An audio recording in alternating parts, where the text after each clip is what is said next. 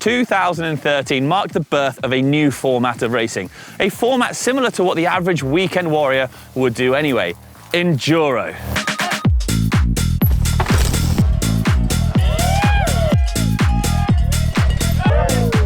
Time stages linked by untimed liaison. Enduro really is a test of both fitness and skill.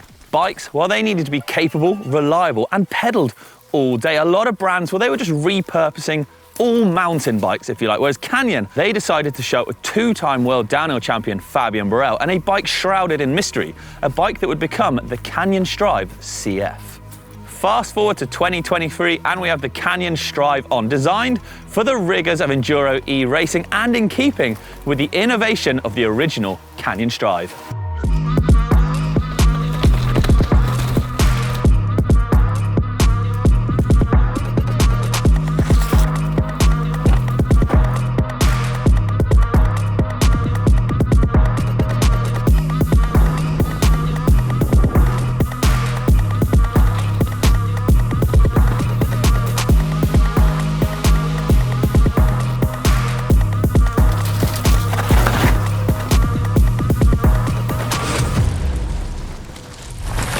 The original Canyon Strive was released in 2014. However, shapeshifter technology was being demoed and prototyped in 2013, even raced to victory at the inaugural EWS here in Punta Ala by Fabien Barel. This was then brought to production on the 2015 Canyon Strive.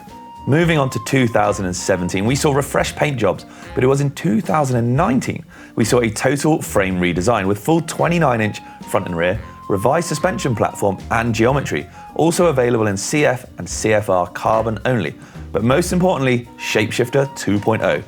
They would then keep this design for a further 3 more years until this. The 2022 Canyon Strive and its latest iteration. Let's dive a little bit into the numbers, shall we? Now this is a size large, a 505mm reach. It's 37mm longer than the 2015 model. Shapeshifter technology will change the travel at the back from 140 to 160mm, and it will change the seat tube angle between 76.5 and 78. This, in turn, also changes the head angle from a 63 to a 64.5. Full 29er, this thing is an absolute enduro weapon and built to shred the trails. So how can Canyon possibly improve this bike? You add a battery and a motor, of course, the 2023 Canyon Strive On.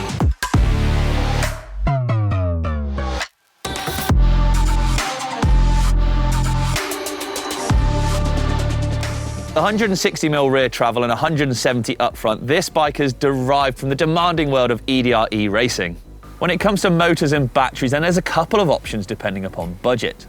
All the motors are Bosch motors, with it being the CX or CX Race, and you've either got a 625 or a 750 watt-hour battery to choose from. Unlike the standard Strive, this thing does away with the shapeshifter technology as it's not needed on the e-bike model. Couple other notable features on this bike then. First up, this big old bash guard underneath, a big skid plate if you like. Now what that's doing is protecting the frame and the motor, so if you're rock crawling over these big gnarly chunky rock sections, you're safe in the knowledge that things aren't going to get bashed and damaged. Bearings, well, they're a lot bigger, a lot beefier and a lot more durable. There's also replaceable thread inserts as well, so should things start to wear over time, when you're beasting it in those wet weather conditions, it's easily replaceable. Two-time world downhill champion and winner of the first ever EWS, Fabien Barel had a big hand in developing the past and current Strive models, so it was only fair we spoke to him about how this new Strive On rides compared to the acoustic Strive. All right, Fab, so we've got a few challenges for the bikes coming up in this video, and I want to talk about how the bike is designed, how some of the features on the bike affect it. So first up, we're going climbing. Now tell me a little bit about the bike when it comes to climbing. Well, in terms of climbing, like when it comes to the Strive On, one of the key features that was really important for me, downhill-wise, was to be able to keep a short chain stay. I really believe that taking the solution of a long chainstay to avoid the front lifting in the climbing on an e-bike is the best way to make an e-bike really bad in downhill, very hard to handle. Yeah. So I wanted to keep that short chainstay, so the way to compensate for that was really to have a steeper seat angle, to be able, the seat tube angle, to be able to have a maximum front load, even due to a long front center, to be able to really bring your chest over the front and have a rear wheel traction without having too much lift of the bike on the front wheel. So this is pretty tricky to give a good compromise in balance in the geo to have a bike that is globally really good in downhill, but also really efficient in technical climbing. Excellent. All right, let's have a little look at that in action.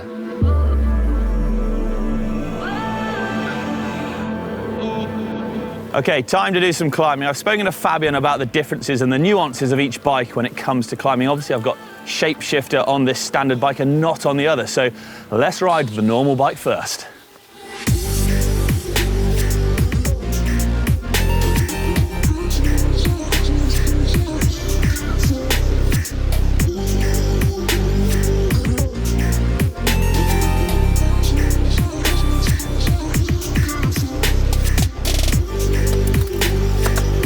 Right, okay, this is already hard work. Shapeshifter is engaged, I'm in first. No more gears. This is that big step. Oh my God. Oh.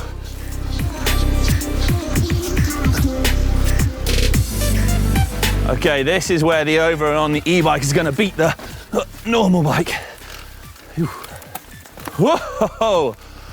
All right, that was tough. And I'll be honest with you, I didn't clean it first time. No, there were a couple of goes required in there because that was tech, that was steep, that was a hard graft. The e-bike, I reckon, is going to make life a lot easier.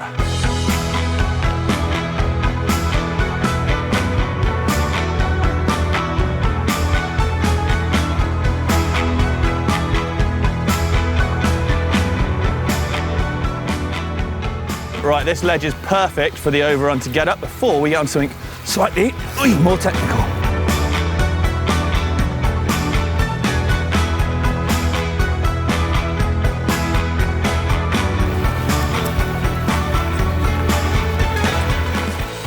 Right, here we go. 85 Newton meter Bosch motor pulling me up. Bit of a step coming up. There we go. Oh, okay. Right, I think we can definitely give this challenge to the Strive On. I mean, that climb, it was pretty tech, pretty tricky, and I really struggled on the normal bike. Obviously, the motor, the battery on here, making things far easier. But it's time to go back down. So before we do, let's catch back up with Fabien.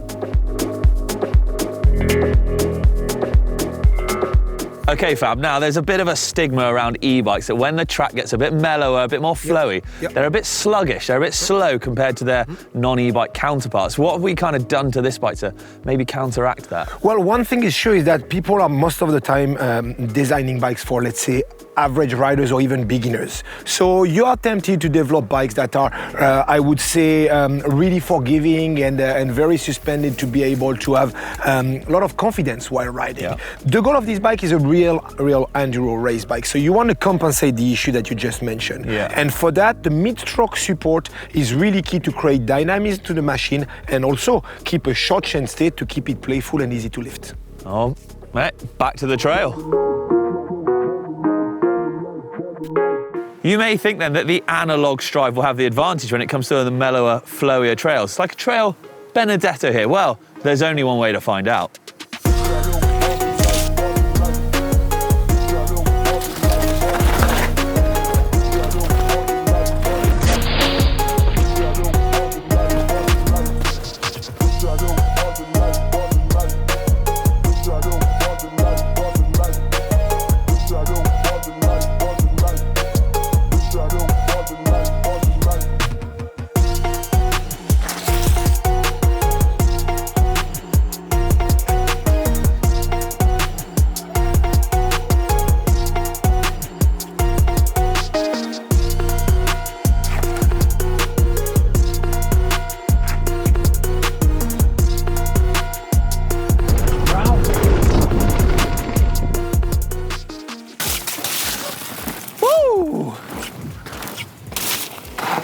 Okay, that's the smooth and the flow well and truly done. And Do you know what, there's a bit of a negative stigma, I think, when it comes to e-bikes, when the trails do get flatter and a little harder work, but I was really pleasantly surprised by this. It definitely held its own against the standard Strive. It was nice and poppy, very playful, and I think that's partly down to sort of its up-to-date geometry. The Bosch motor was really kicking in nicely there. So I'm going to give a point apiece to each bike on that one, and I think that takes it to 2-1 to the Strive on. But now it is time to hit the gnar, hit the tech, the steep stuff, and I think for that, we're going to head back to two-time world champ Fabien Barel to really find out why the intricacies of this bike make it so good, smashing it down.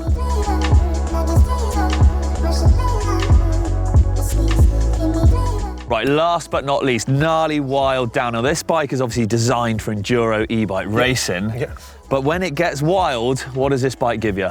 Well, again, you need to have, in the beginning of the curve on the rear shock, a lot of sensitivity to be able to really plant your weight and have your shifting your weight on the load or the rear wheel. This is really important for e-bike because that's a main way to slow it down. But also, you need to have a lot of stability from the front end. So you need to have a chassis that is not necessarily super long because of the weight that you have, but you want to have a slack head angle. So the 64-degree there, and I would say a fairly high handlebar, is the way to trust the bike, and the Strive on for this is a weapon of choice.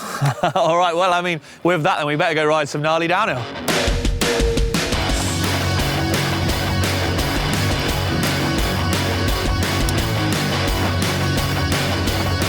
Pretty tackers through here.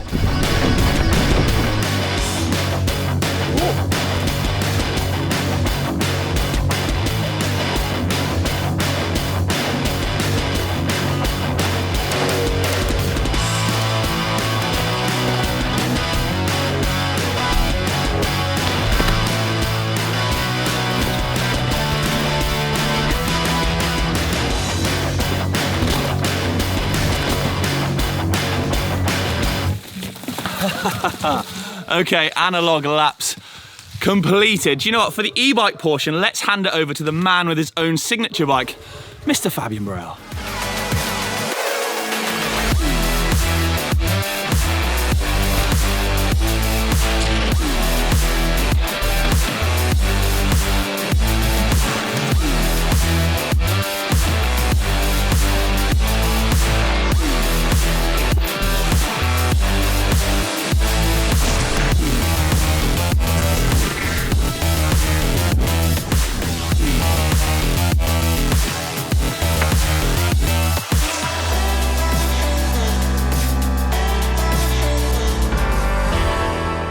The 2023 Canyon Strive on, and a bike derived from racing, an evolution in the line of Strives, if you like. Is this bike for you? Well, certainly. If you want that assistance on the way up, but still smash it on the way down, then yes, it is. The Strive on really is the electric counterpart of the Strive itself then, a bike that's capable of crushing an EDRE race one weekend and then absolutely smashing park laps the next. Let me know if this is the right kind of bike for you. Would you choose analog or electric? I'm keen to know what you people out there are going to go for. Look, it's been an absolute pleasure. Thank you very much for watching, everybody. Until next time, I'll see you later.